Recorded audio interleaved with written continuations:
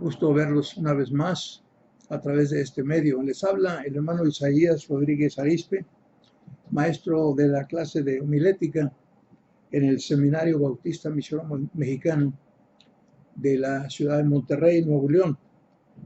El material que vamos a ver en esta ocasión, en esta grabación, corresponde a la sesión número 11 del curso de homilética del seminario.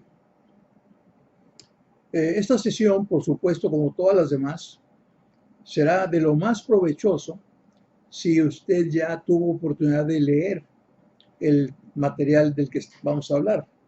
En este caso sería el capítulo 4 del libro titulado La Predicación Bíblica, cuyo autor es el doctor Haddon W. Robinson, un respetable maestro en la clase de homilética.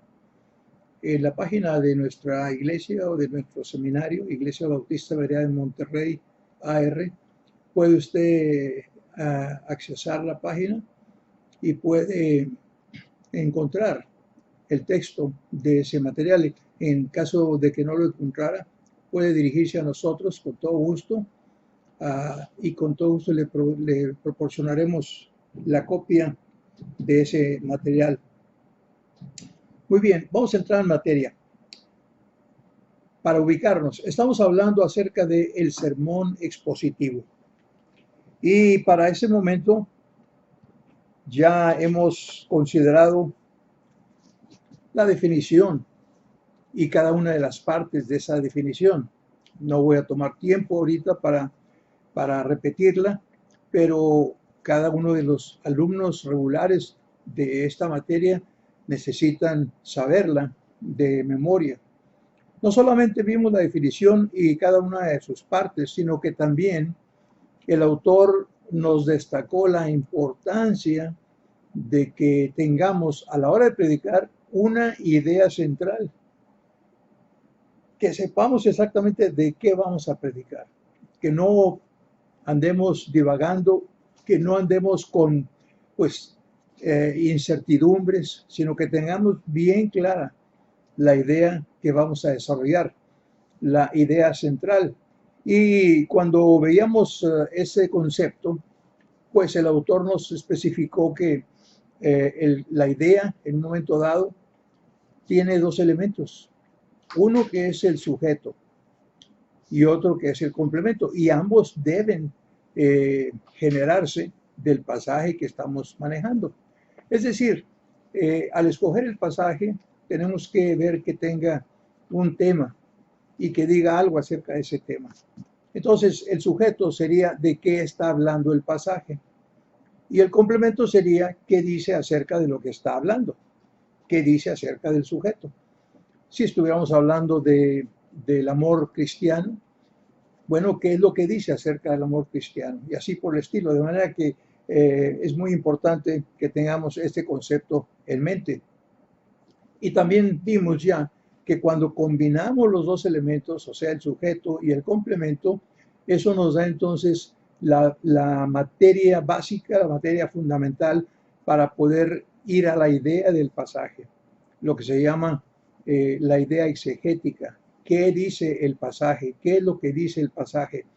Cuando combinamos estos dos elementos, el sujeto y el complemento, dice nuestro autor, podemos entonces preparar o escribir o definir una frase y él le llama corta, plena, transparente como el cristal.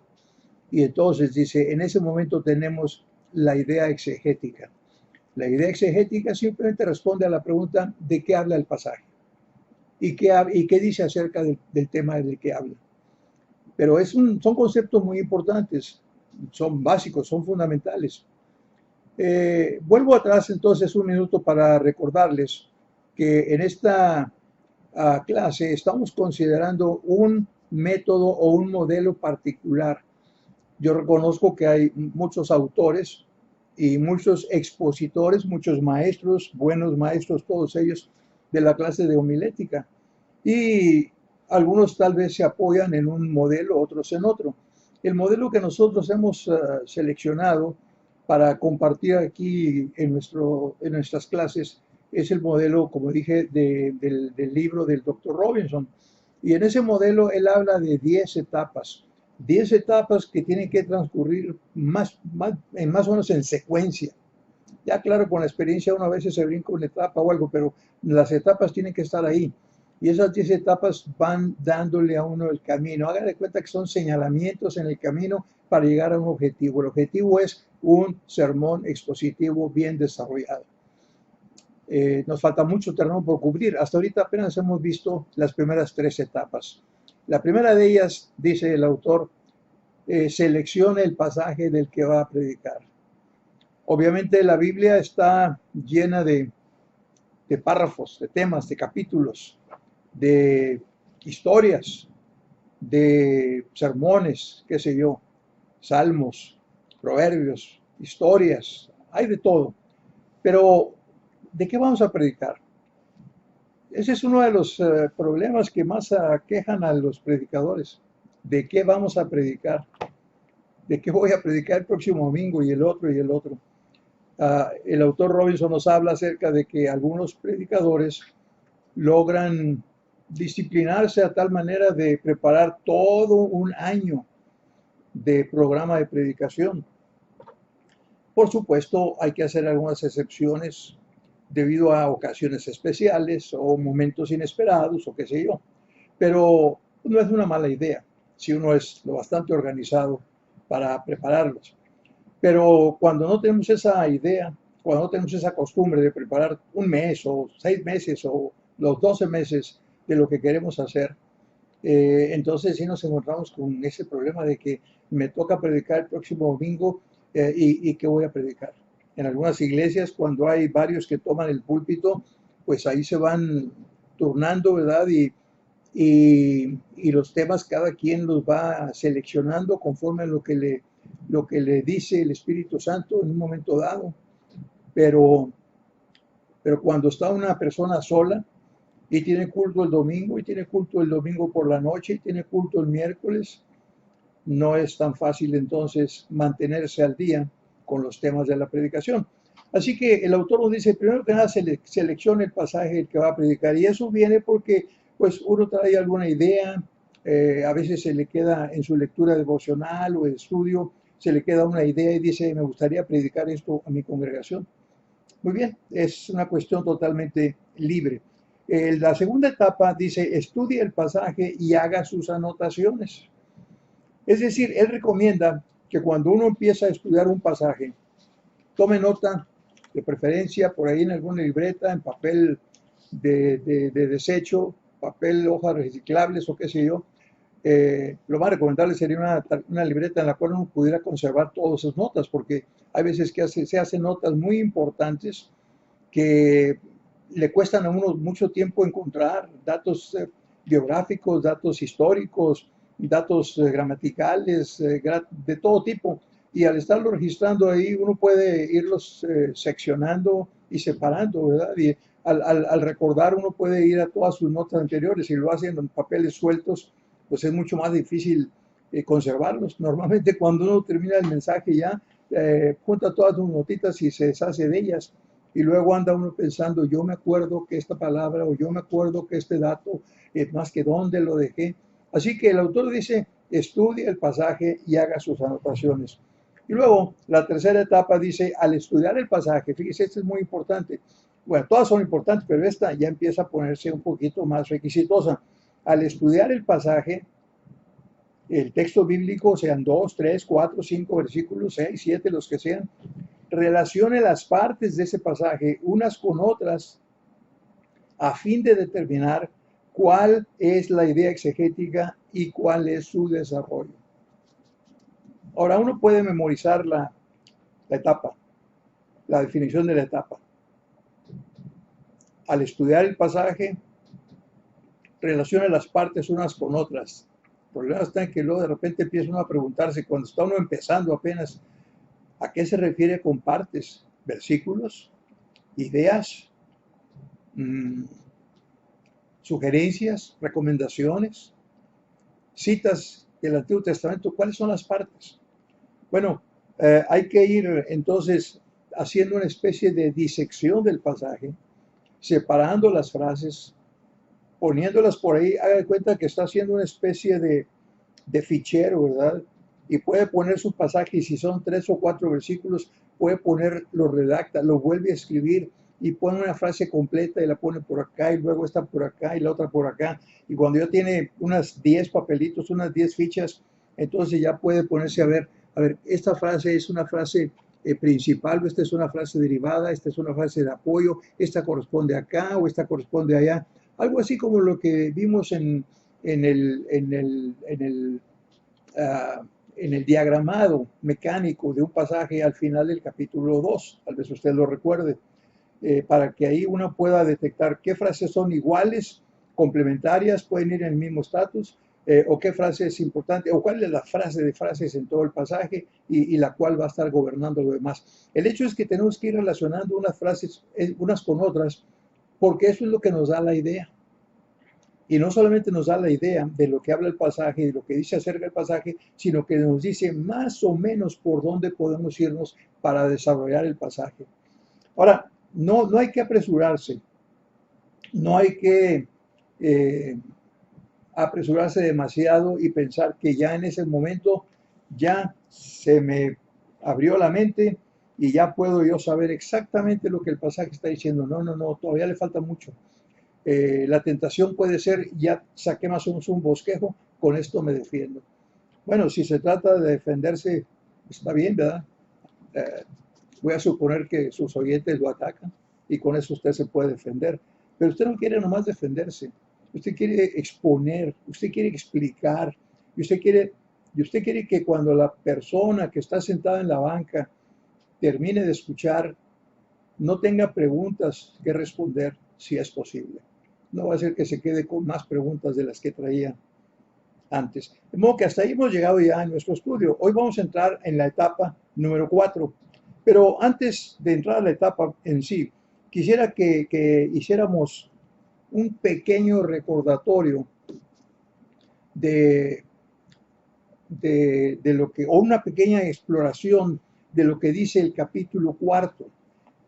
No hay manera de despreciar esto. Vamos a estar examinando algunos párrafos y quiero que usted vaya conmigo. Si tiene su libro de texto, sígalo, y si no lo tiene, escúcheme con mucha atención. Yo voy a tratar de ir leyendo pausadamente y de ir explicando. El camino del texto al sermón se llama esta etapa. Y dice el autor, el sermón expositivo consiste de ideas extraídas de las escrituras. O sea, no estamos sacando ideas del éter, no estamos sacando ideas exprimiéndonos a nosotros nuestra propia mente o nuestra experiencia. Estamos hablando del sermón expositivo, y en el sermón expositivo el pasaje gobierna el sermón. De modo que usted necesita examinar y exprimir el pasaje para que pueda extraer la idea. Por eso comienza diciendo, el sermón expositivo consiste de ideas extraídas de las escrituras y aplicadas a la vida. Ahí tenemos ya entonces una especie de directriz. Y luego agrega, a fin de predicar eficazmente, por lo tanto, el expositor debe estar involucrado en 3 mundos diferentes. Lo más probable es que cuando llegue usted a este punto diga 3 mundos diferentes. ¿De qué está hablando el autor? ¿A qué mundo se refiere? Y para allá vamos. El primer mundo es el mundo de la Biblia. Fíjese lo que dice. En su estudio, o sea, en su oficina, en su biblioteca, en su casa, en aquel lugarcito donde usted hace su estudio, el predicador obtiene conocimiento acerca de la Biblia. Normalmente nosotros leemos, subrayamos, hacemos anotaciones de un tipo o de otro y memorizamos algunos versículos, algunas historias nos apasionan y nos enseñan, y vamos nosotros derivando ese material y vamos aprendiendo. Por eso dice el autor, en su estudio el predicador obtiene conocimiento acerca de la Biblia. Muy bien, la Biblia es el mensaje de Dios a su pueblo, originalmente a su pueblo en un momento y en un lugar dado. Evidentemente también pensaba en nosotros cuando reveló esas grandes verdades, pero al que se las reveló fue a su gente, en los tiempos antiguos. Nosotros hoy tenemos ya la Biblia completa y la aplicamos al pueblo de Israel, a las iglesias, a los cristianos, a los misioneros, a gente en específico, que Dios les habló en forma específica. Dice, puesto que Dios escogió revelarse a sí mismo dentro de la historia a naciones que pueden ser localizadas en un mapa a través de idiomas descritos en los libros de gramática y en culturas tan desarrolladas como la nuestra propia. Y así es. Nosotros tenemos que la gran parte de la revelación, por ejemplo, en el Génesis, ahí los patriarcas ocupan el lugar más importante. Más bien en el Éxodo, Moisés y Josué son los protagonistas y lo siguen siendo a través de todo el Pentateuco. Pero luego vienen los reyes y luego vienen los otros patriarcas y vamos a Job y vamos a David y vamos a los profetas. Cada uno en su momento, cada uno tiene su tiempo, cada uno tiene su espacio de tiempo en el cual recibió el mensaje de la Biblia. Y en el idioma en que se lo dio. Usted sabe que la Biblia, el Antiguo Testamento particularmente, fue escrito preponderantemente en el idioma hebreo. Pero también sabe que hay porciones que fueron escritas en lo que llamamos arameo. Habría que ver entonces qué era el arameo, si era un idioma diferente o era un idioma derivado del hebreo o qué. Es información que usted puede y debe averiguar. Y luego fue en un lugar particular, en una circunstancia particular, con condiciones especiales. Por ejemplo, lo que Dios le dio a Daniel cuando estaba en cautiverio, no es aplicable a nosotros que no estamos en cautiverio. Algunos principios pueden ser aplicables porque son generalmente aplicables, pero lo que Dios le dijo en particular a Daniel respecto de las revelaciones que le hizo, los anuncios de las profecías, las fechas, etcétera, etcétera, fue algo específico, que nos quede bien claro eso, porque ese es el mundo de la Biblia y ese es el primer mundo en el que el predicador vive.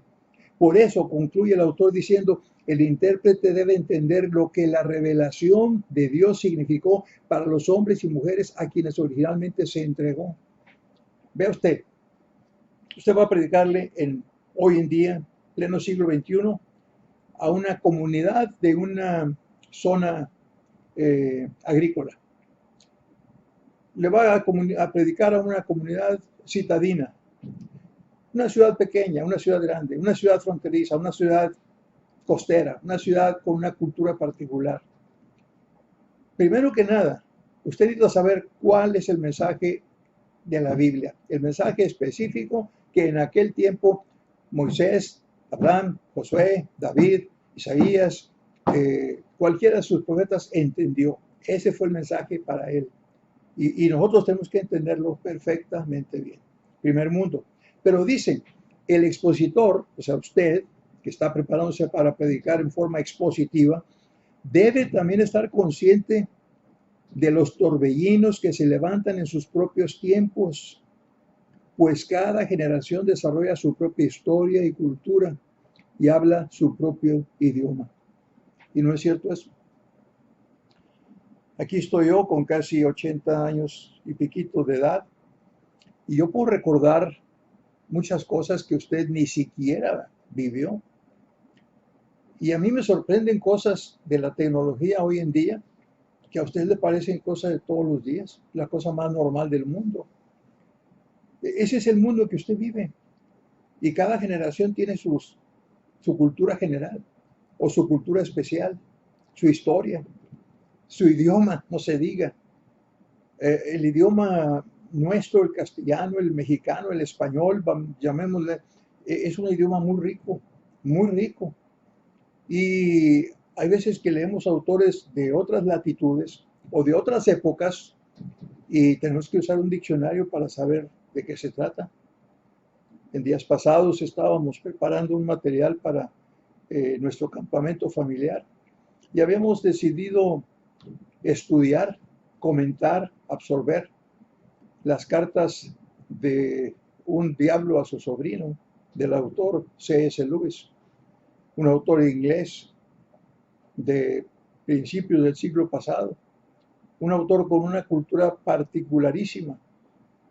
Usted tiene acceso a una copia de ese libro, léala, y verá usted que hay infinidad de palabras que nosotros hoy, pues, disque muy preparados y muy versados, tenemos que tratar de buscar en el diccionario para ver qué quiso decir, particular, porque el mundo de él fue un mundo diferente al nuestro, por lo que toca a la cultura. Un predicador puede estar ante una congregación y predicar sermones que son exegéticamente exactos. Tienen sus divisiones, tienen su idea exegética, tienen su propósito, tienen su idea homilética, tienen todo y va perfecto, en orden. Tiene su introducción, su desarrollo, su primera parte, segunda parte, tercera parte, tiene sus ilustraciones muy bonitas, muy atractivas y muy interesantes. Y tiene su conclusión y hasta su invitación. Y no pasa nada. Y uno se pregunta, ¿qué fue lo que pasó? Pues es que yo estoy predicando la Biblia simplemente. ¿Sí? Un predicador puede estar ante una congregación y predicar sermones que son exegéticamente exactos, bien organizados y llenos de erudición, pero muertos y totalmente carentes de poder porque ignoran las preguntas punzantes y las inquietantes situaciones de la vida de sus oyentes. Es decir, está muy bien el sermón, pero ese sermón era para hace 50 años o para hace 20 años, o incluso para hoy, pero para otra congregación. Yo doy una conferencia en el seminario y utilizo términos griegos y hebreos y estructuras complicadas y cuestiones gramaticales complejas y todo. Y puedo usarlo y en un seminario o ante una reunión de pastores podría estar muy bien. Pero si voy y le predico yo a un grupo en una misión nueva, si le predico a un grupo célula de nuevos creyentes, no voy a tener ningún éxito, no me van a entender. No, pues muy bonito, ¿qué le pareció? Muy bonito. ¿Y qué dijo? Pues no sé, no le entendí. Porque ni siquiera conocen las historias bíblicas, mucho menos van a conocer otras cosas.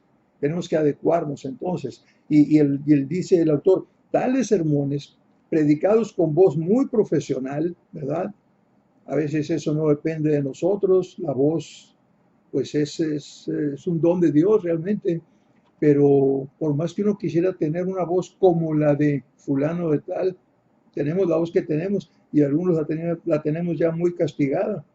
Tales sermones predicados con voz muy profesional, usando un idioma que jamás ha sido escuchado en el mercado, se refiere al mercado allá de frutas y legumbres, ¿verdad?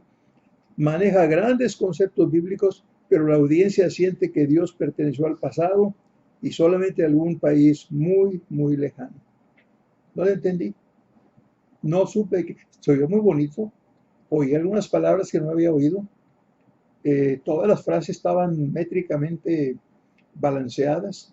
La voz fue una cosa fantástica. No me cansaría de oírlo todo el día, ese hombre cómo habla. Tiene muy bonito timbre de voz.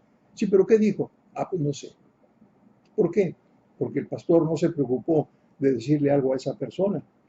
Por eso dice el autor, los expositores, usted, yo y los demás, no solamente necesitan responder a las preguntas que nuestros antepasados formularon. Ese es el mundo de nuestros antepasados. Ellos deben confrontar igualmente las preguntas que nuestros hijos plantean. ¿Cuántas veces los padres con hijos adolescentes se quedan con cara de Juat, como dicen hoy en día, ¿verdad? Los muchachos, boquiabiertos, con los ojos abiertos, lo más que pueden, diciendo, ¿qué estás diciendo? ¿Qué idioma estás hablando?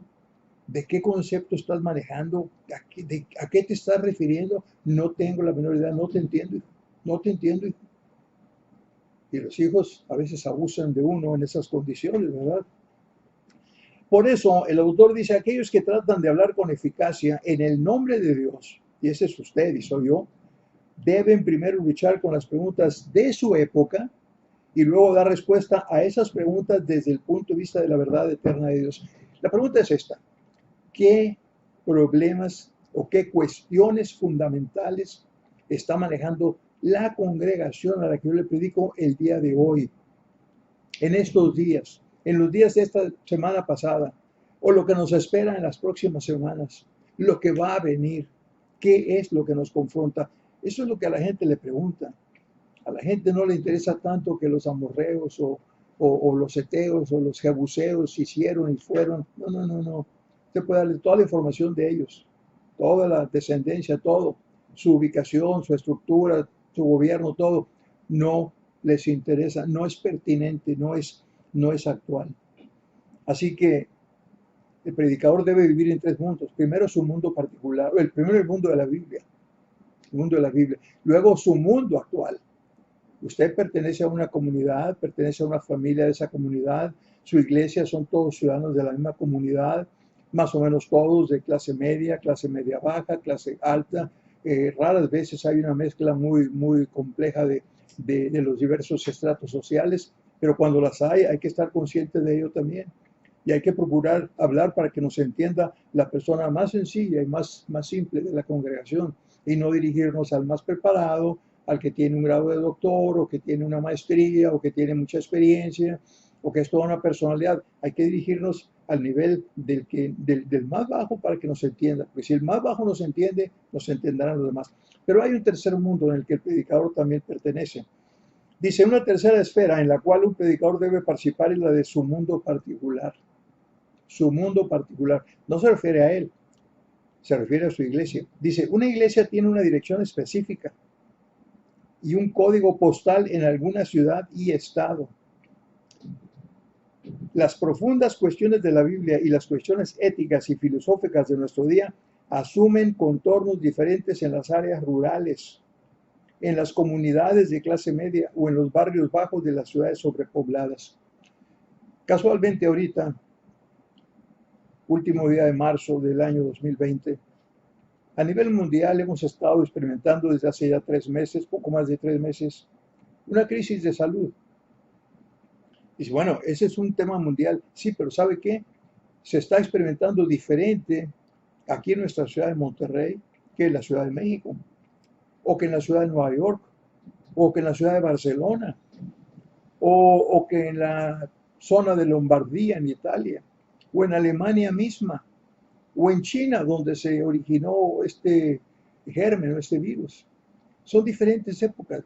Y cada iglesia está enclavada en una zona geográfica, en un momento histórico, en un marco, en un nivel, en un parámetro diferente a otras. Y cada una tiene esa circunstancia particular.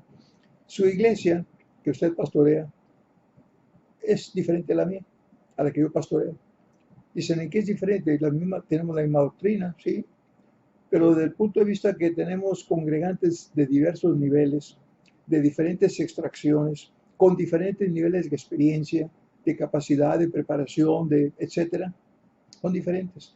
En ciertos aspectos son las mismas y los conceptos básicos de pecado, de fe, de arrepentimiento, de salvación, de todo eso son fundamentales, son básicos. Pero cuando hablamos de los problemas que estamos enfocando, este problema que yo tengo aquí en Monterrey, que ya me obliga casi a cerrar las actividades por un buen tiempo, tal vez no es el mismo que están enfrentando en otra parte. Y definitivamente los problemas son diferentes.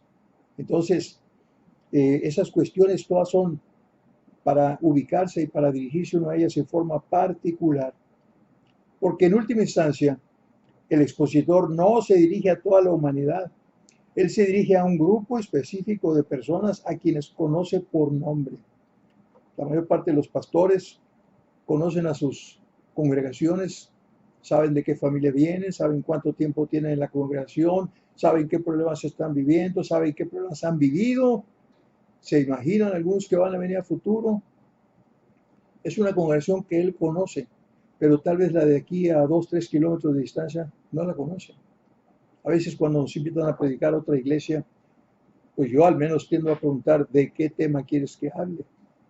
A veces los pastores que me invitan me dicen tema libre, pero a veces me hablan de alguna situación particular y quisieran que yo les ayudara y tocar el tema para que ellos no tengan que pasar ese trago amargo.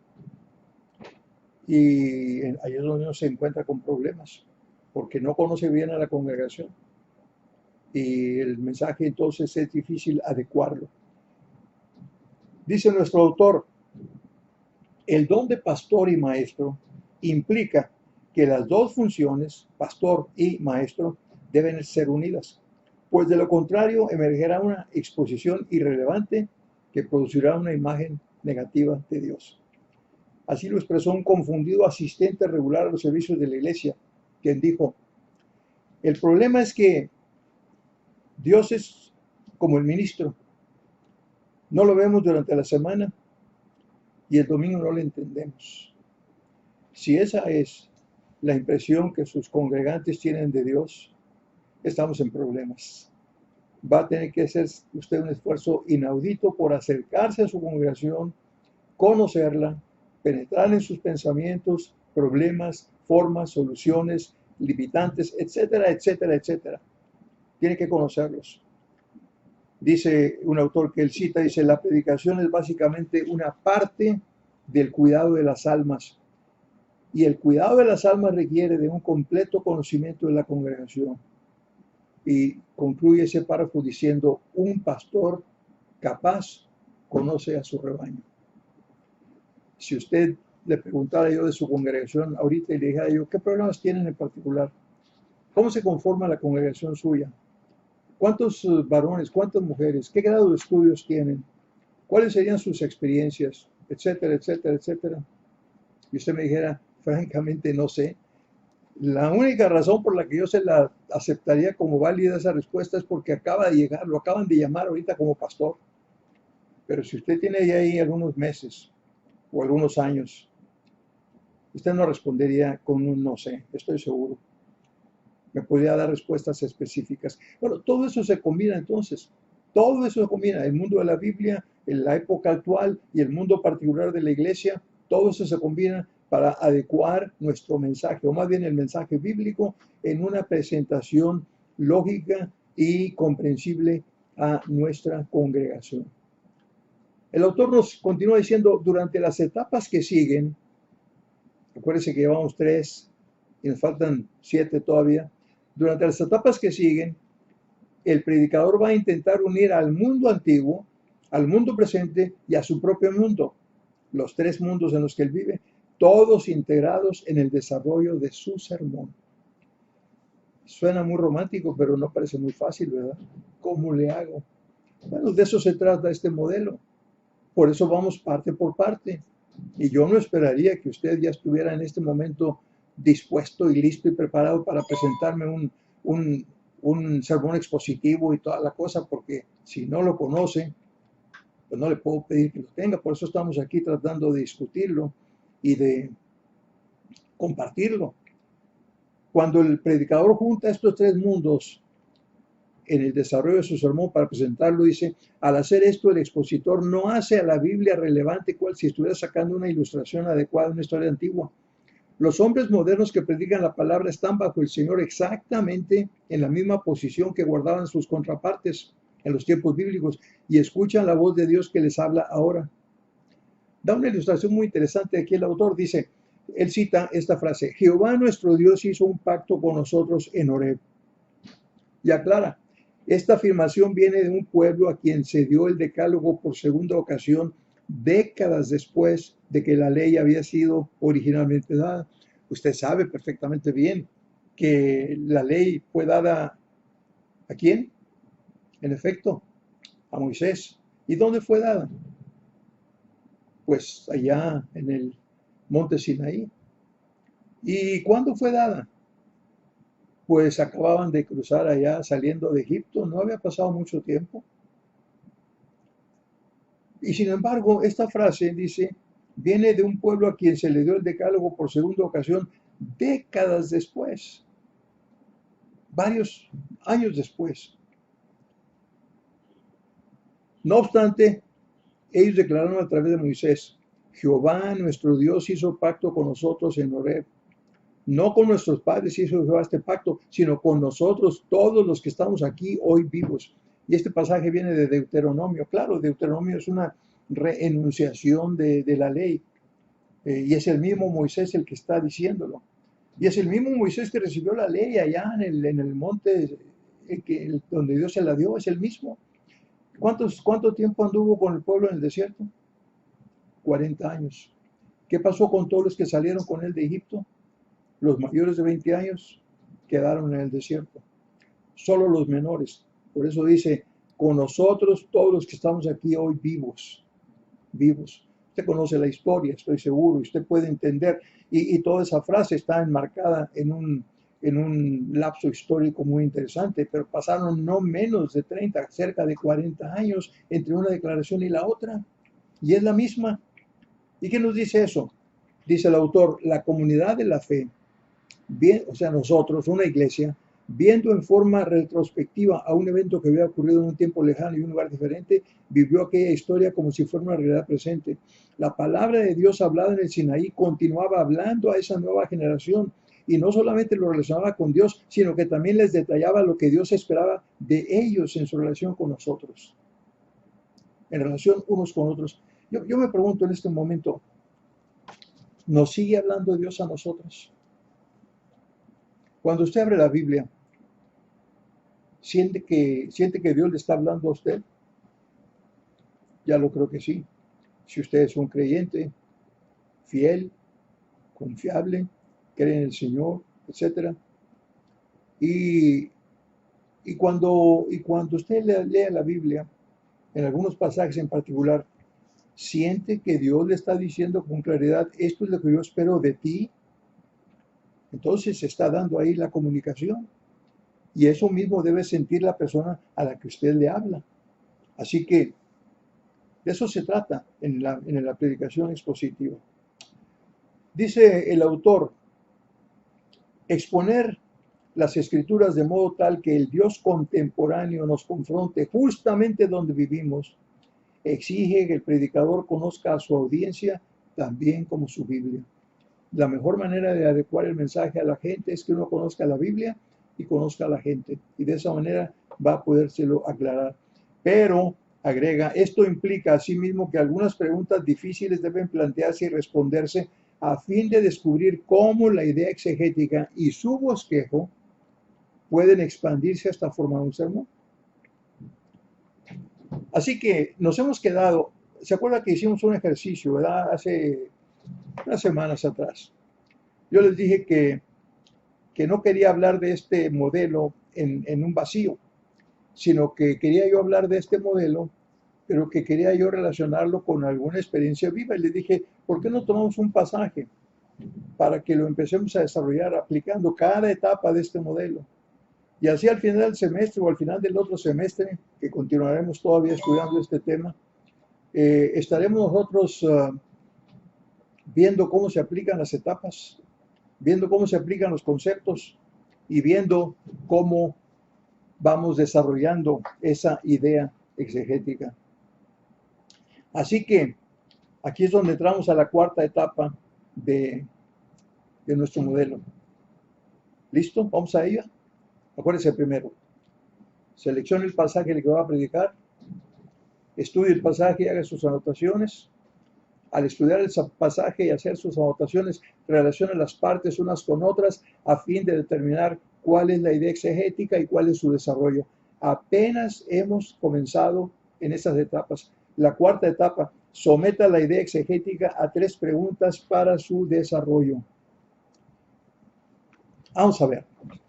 Dice el autor, el estudio exegético, otra vez volvemos a nuestro estudio en la oficina, con los libros, con los diccionarios, con los comentarios, con los léxicos, con todo aquello. Ya le sacamos el jugo al pasaje, ya le sacamos la idea, ya dijimos el pasaje dice esto y de esto dice A, B y C. Está diciendo esto. El estudio exegético puede quedarse en el papel como cereal completamente mojado en un tazón. Es una ilustración muy casera, ¿no es cierto? Hay veces que en el desayuno o en la cena uno se sirve un cereal, pero el cereal es muy sabroso cuando la leche va cayendo, ¿verdad? Y hasta se puede escuchar el chasquido y el crujido de las hojuelas que van suavizándose y la transforman en un alimento de fácil digestión. La misma cosa, dice el autor, ¿qué puede hacerse para extraer el chasquido y el crujido de la idea? Porque tenemos una idea que ya desarrollamos sobre el pasaje que ya escogimos, para transformarla en un sermón real y vital. Y dice, para encontrar la respuesta a esta pregunta tan práctica, el predicador debe estar consciente de cómo se desarrolla el pensamiento. Esto es lo que a veces hace un poco más complicado el sermón expositivo. nos pone a pensar acerca del pensamiento. Ya en algún capítulo anterior dijo, esa es la tarea del predicador. Es difícil pensar acerca del pensamiento. No, pues ese es el trabajo del predicador, pensar acerca del pensamiento, cómo se desarrolla el pensamiento. Así que nosotros hemos trabajado con un pasaje y todo eso. Avanzo un párrafo más, estoy en la página 46 del texto, capítulo 4, la contraportada. Dice, cuando alguna persona hace una declaración de cualquier tipo, solamente se pueden hacer 4 cosas para desarrollarla. Solamente 4. Puede ser expresada nuevamente como paráfrasis. ¿Qué es la paráfrasis? Paráfrasis, dice, yo la he escuchado, pero no recuerdo ahorita qué quiere decir o qué es. Paráfrasis es repetición en pocas palabras, pero repetición en las propias palabras de uno. Cuando a veces le dicen a uno, vamos a jugar una competencia entre los jóvenes intermedios o los niños de repetición de versículos bíblicos. Y da uno el versículo o lo comienza, ¿verdad? Y el competidor o el alumno tiene que dar el versículo literalmente, sin cambiarle una sola palabra, una sola letra. Eso es mera repetición, ¿verdad? Buenos días, repetición. La repetición es un recurso que se puede utilizar cuando alguien dice algo. Pero, ¿qué más se puede hacer? Dice que hay 4 cosas que se pueden hacer. La segunda cosa dice puede ser explicada. Puede ser explicada. Eso ya es diferente. No estoy repitiendo, ni siquiera estoy repitiendo en mis propias palabras, que es la paráfrasis. Estoy ahora explicando aquello. Pero la pregunta que yo tengo que hacerme es, ¿mi idea exegética requiere explicación o requiere mera reexpresión, mera paráfrasis? ¿Y qué más se puede hacer con ella? La tercera cosa dice puede ser demostrada, como si fuera un problema de matemáticas, en que me dan un resultado, pero tienen que demostrarme cómo se llegó ahí. Si no, no lo voy a aceptar. La Biblia presenta algunas situaciones así también, lo veremos un poco más adelante. O en cuarto lugar dice puede ser aplicada. Así es que repetimos. Una cosa que alguien dice, la Biblia, una frase de la palabra de Dios, ahí está dicha. Moisés dijo, Pablo dijo, Juan dijo, Jesús dijo. Muy bien, ¿qué podemos hacer con esa frase? Reexpresarla en nuestras propias palabras, paráfrasis, explicarla, demostrarla o aplicarla. Es todo lo que podemos hacer. Nada más puede hacerse con eso.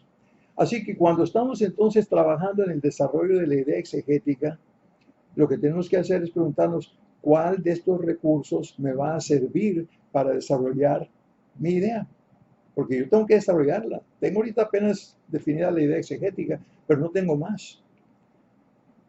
Y dice luego el autor, al expresar nuevamente la idea usando las propias palabras, ya empieza a desarrollar el punto número 1. Antes de eso quisiera yo hacer una pausa, un paréntesis, y quisiera que fuéramos para ayudarnos a recordar lo que estamos diciendo y para poner en contexto lo que estamos diciendo, quisiera que fuéramos a las anotaciones que tenemos de la tarea que asumimos. Primero que nada, del ejercicio que dijimos que íbamos a hacer a lo largo de todo el semestre. Un sermón expositivo basado en un pasaje escogido por todos nosotros, los miembros de la clase. Muy bien. Escogimos ahí, dice, primero seleccione el pasaje del que va a predicar. ¿Se acuerda cuál fue el pasaje que escogimos? Ya para ahorita usted debería sabérselo de memoria. No todo el texto, sino el pasaje. Efesios capítulo 4, versos 17 al 21. Eso fue lo que dijimos en un contexto. Al finalizar la clase pasada, les decía yo que lo vieran y lo revisaran otra vez para ver si todavía querían continuar con ese pasaje completo, ¿verdad? O si querían recortarlo. Y dije, piénselo y usted decida. No hemos decidido nada todavía, pero ese fue nuestro texto. De modo que la etapa 1 ya la definimos. Etapa 2, estudie el pasaje y haga sus anotaciones. ¿Se acuerda lo que hicimos en toda una sesión con ese pasaje? Comenzamos a preguntarnos, primero que nada, analizamos el contexto. ¿De acuerdo? ¿Y qué vimos? El contexto amplio. ¿Cuál dijimos que era el contexto amplio de este pasaje? Pues toda la Biblia. Ajá. Y luego fuimos al contexto más reducido o más específico. ¿Y cuál era el contexto de este pasaje? Pues obviamente la epístola a los Efesios. Y así nos fuimos yendo aplicando todo, ¿verdad? ¿Qué más dijimos en aquel entonces respecto de la carta?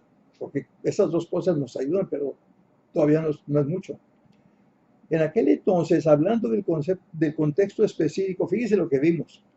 Hablamos de quién era el escritor y dijimos que era Pablo. A veces hay disputas, ¿verdad?, entre los comentaristas, los grandes autores respecto a que si fue este, que si no fue el otro, que si aquello. La Biblia casi reconoce por unanimidad a Pablo como el autor de la epístola a los Efesios. Pero luego hablamos de la fecha y tratamos de definir cuándo. La fecha importa mucho porque era el mundo particular en el que vivían ellos en aquel entonces. Estamos hablando de un grupo particular, los hermanos de Éfeso, que vivían una época particular, en un momento y en un lugar particular. Ahora, acabamos de decir la importancia de eso. Hablamos luego de dónde vino la carta, de dónde salió la carta. La escribió Pablo, pero ¿dónde estaba Pablo cuando la escribió? Ah, muy bien. Es que esta es una de las epístolas de la prisión. La escribió estando en la prisión. Algunos pueden decir que cuando estaba en Cesarea, otros que cuando estaba allá en Roma, otros incluso pueden asignarle otro origen, pero estamos de acuerdo en que fue una de las epístolas que llamamos de la prisión. Y luego, ¿a quién se la dirigió? Bueno, pues lo vemos justamente al inicio de la carta, como casi siempre son las cartas, a los santos y fieles en Cristo Jesús que están en Éfeso. Y ahí discutimos y analizamos varias lecturas alternativas. Incluso yo les di, usted debe recordarlo, una tabla en la que teníamos los textos en griego, en español, el análisis gramatical y no me acuerdo qué otro renglón teníamos ahí, para que viéramos nosotros las posibles redacciones. Y decíamos que algunos manuscritos no dicen que están en Éfeso. Y luego otros manuscritos dicen a los fieles, a los santos y fieles en Cristo Jesús, y otros no dicen eso. Total que teníamos que ver esas cuestiones. Pero esas frases, santos y fieles y que están en Éfeso, también nos llamó la atención y ocupó nuestro tiempo. Y luego nos preguntamos, ¿cómo llegó la epístola a las manos de los destinatarios? Ah, pues si estaba Pablo prisionero, no la pudo haber llevado él. Obviamente, uno no escribe una carta para llevarla personalmente, uno escribe la carta para mandarla con alguien. Y también vimos ese detalle. Y nos preguntamos, ¿es una carta individual a una iglesia? ¿O era una carta circular? Porque esa frase que está en Éfeso en algún manuscrito no existe. Y entonces dicen que era una carta circular para varias iglesias. Todos esos detalles los consideramos, los discutimos, algunos no los fuimos muy a fondo porque no eran tan importantes, pero teníamos que entenderlos. Y luego nos centramos en el contenido general de la epístola y en la estructura de la misma. Todo eso y mucho más en la segunda etapa. Estudia el pasaje y haga sus anotaciones. Ahí es donde salen los términos, ahí es donde se estudian las palabras en su original, ahí es donde usted no lo va a creer, puede cambiar completamente el rumbo de un sermón cuando una palabra no se está interpretando correctamente. Tenemos que tener mucho cuidado. Etapa número 3. Al estudiar el pasaje, relacione las partes unas con otras para ver o para determinar cuál es la idea exegética y cuál es su desarrollo. Así que ahí vamos otra vez al concepto de sujeto, complemento, la combinación, etcétera, etcétera. La frase clara, transparente como el cristal y todo ello, ¿verdad? Pero tenemos que trabajarla. Y una frase cualquiera no puede ser. De hecho, nosotros intentamos aquí 2 o 3 frases en un ejercicio para tratar de definir nuestra idea exegética. Y la definimos. Nosotros definimos nuestra idea exegética como Pablo exhorta solemnemente a los efesios a que ya no vivan con los gentiles en vanidad de mente. Y enfatizamos la importancia de una frase corta, clara, transparente como el cristal. Usted no puede, ya veremos esto con más detalle, pero usted no puede desarrollar una idea exegética con 40, 50 o 60 palabras. Eso ya es todo un párrafo, no es una frase. Muy bien, así que al estudiar la tercera etapa entonces era para determinar la idea exegética. Y nos planteamos la pregunta, ¿de qué habla el pasaje? Y respondimos, Pablo advierte, de hecho él dice exhorto y requiero, y vimos algún significado de la palabra exhorto.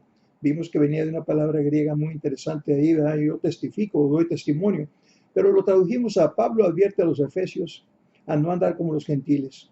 Y dijimos, ese es el sujeto. Bueno, ahí lo tiene muy claramente. Esto pues digo y requiero al Señor que ya no andéis como los otros gentiles. Pero ¿qué más dice? El versículo 17 dice que andan en la vanidad de su mente.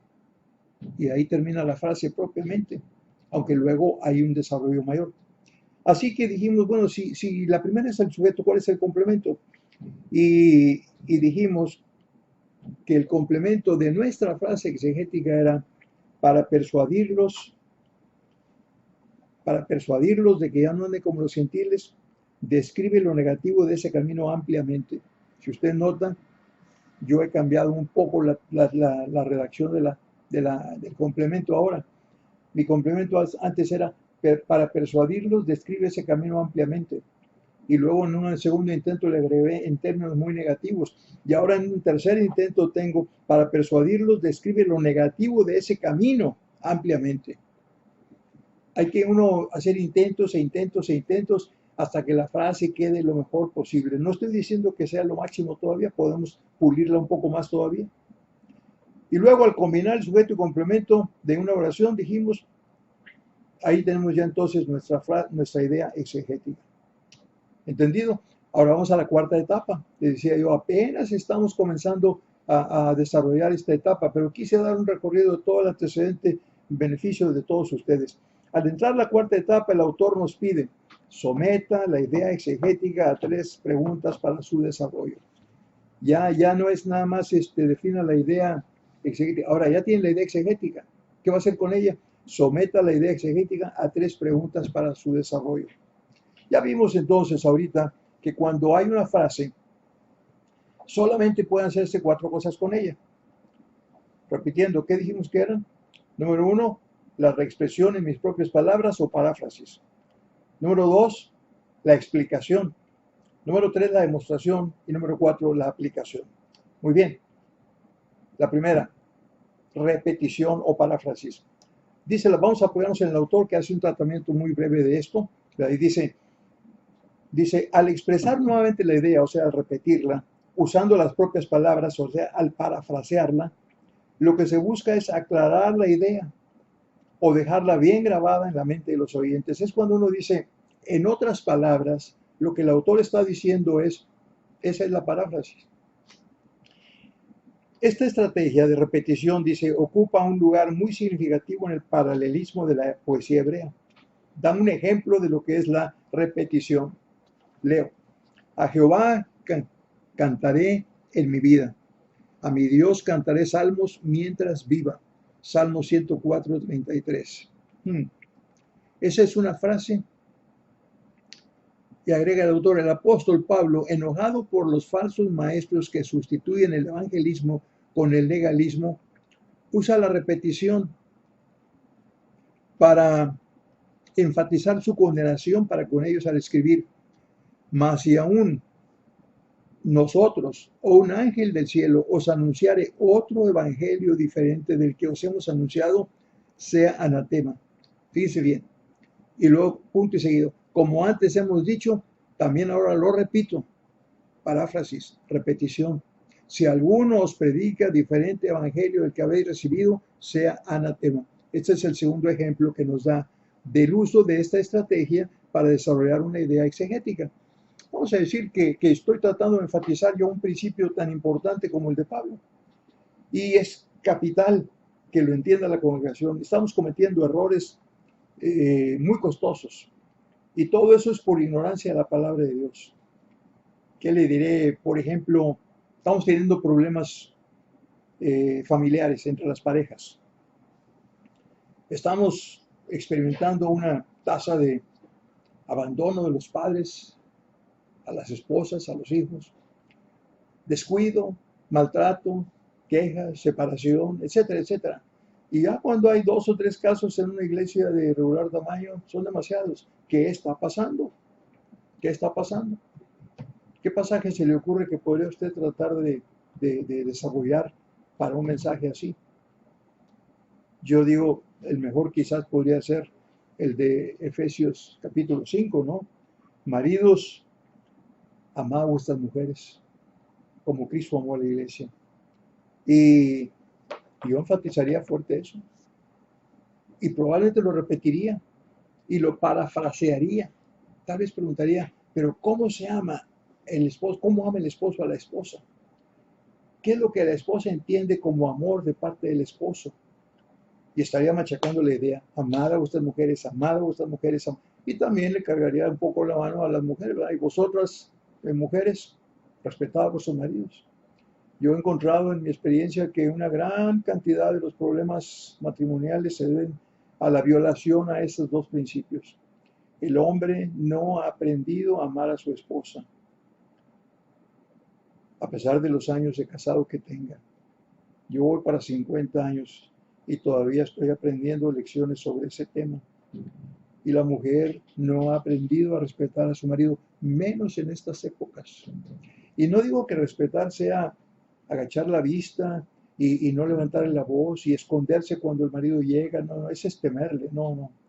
Respetar es, en un plano de igualdad, reconocer el rol que juega el esposo y entender las responsabilidades que tiene y apoyarlo y comprenderlo y ser su verdadera ayuda idónea. De manera que después de todo, sí es posible, ¿verdad?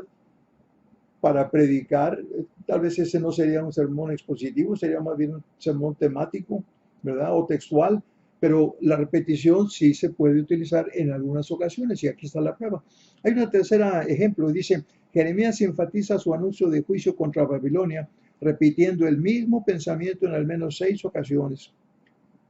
Jeremías capítulo 50, verso 35 al 38, 35, 36, 37 y 34 versículos y dice, espada contra los caldeos, dice Jehová, y contra los moradores de Babilonia, contra sus príncipes y contra los sabios, van dos, espada contra los adivinos, y se entontecerán, espada contra sus valientes y serán quebrantados, espada contra sus caballos, contra sus carros, contra todo el pueblo que está en medio de ella, y serán como mujeres, espada contra sus tesoros. ¿Ve usted ahí? Espada contra estos, y luego termina diciendo, sequedad sobre sus aguas y se secarán, porque es tierra de ídolos, y se entontecerán con imágenes. Ahí tiene usted la repetición, esta es una repetición pura y llana, espada contra estos, espada contra estos, espada contra, o sea, no hay mucha paráfrasis. Cambia el objetivo, cambia el complemento directo de contra quién va la espada, pero por lo demás es una repetición pura y llana. Y el autor concluye diciendo, aunque la repetición toma mucho espacio en la comunicación escrita y aún más en la oral, para el predicador que está luchando con cómo ir de su pensamiento exegético o interpretativo hasta hacerlo llegar a la estatura de un sermón, ¿qué es lo que estamos haciendo nosotros? Tomamos el pasaje, estudiamos ahí el contexto, todo eso, sacamos una frase, ya tenemos la idea exegética. Ahora, ¿cómo vamos a desarrollar eso hasta llegar al sermón completo? Por eso el capítulo se llama El camino del texto al sermón. Ya tengo el texto, pero no tengo el sermón todavía. Hay veces que tenemos el sermón, pero no tenemos un texto, ¿verdad? Que es el camino equivocado, pero no es así la manera de hacerlo. Es primero el texto y luego el desarrollo. Y dice el autor, aunque la repetición toma mucho espacio en la comunicación escrita y aún más en la oral, para el predicador, usted y yo, que está luchando en cómo ir de su pensamiento exegético o interpretativo hasta hacerlo llegar a la estatura de un sermón, la repetición no es de importancia principal como medio de desarrollo de la idea exegética. Nos dio el ejemplo, y está bien, porque es una de las 4 cosas que se puedan hacer con una declaración X. Pero nos dice también, nos advierte, no es muy usual. No podemos hacer esa aplicación de la paráfrasis en cada ocasión. En algunas ocasiones se puede, pero no siempre. Son las otras 3 formas de expansión, envueltas en 3 preguntas para el desarrollo de la idea, las que muestran ser más atractivas. Muy bien, ¿se acuerda cuáles fueron entonces las 3 preguntas? las cuatro cosas que se pueden hacer con una frase dicha por cualquiera. Otra vez resumimos: paráfrasis, explicación, demostración y aplicación. Así que esto nos hace entonces avanzar un poco en nuestro texto, y quiero que volvamos entonces a nuestro ejemplo. Aquí es donde vienen las preguntas. Al entrar en la etapa 4, el autor nos pide someta la idea exegética a 3 preguntas para su desarrollo. Y ese es el capítulo que se va a desarrollar en todo este capítulo 4. Pero yo le pregunto a usted, ¿cree que la paráfrasis nos pueda servir para desarrollar nuestra idea exegética y desarrollarla a que llegue a un sermón? Lo más probable es que usted diría, pues a lo mejor sí, a lo mejor sí. ¿Por qué no lo intentamos? Bueno, yo le diría, es posible, pero ¿por qué no hacemos una cosa? ¿Por qué no nos esperamos hasta tener la segunda y tercera y cuarta cosa que se puede hacer con un sermón antes de decidir, con una idea exegética antes de decidir? Es decir, tenemos la idea. ¿Cuáles son las preguntas? ¿Cuál es el enfoque? ¿Cuál es la estrategia que me va a ayudar a desarrollarla de una manera más completa, más eficaz, más clara y sobre todo sin separarme para nada del texto bíblico? ¿Le parece que suspendemos por ahora y nos vemos en la próxima sesión y continuaremos justo con este tema? Que Dios les bendiga.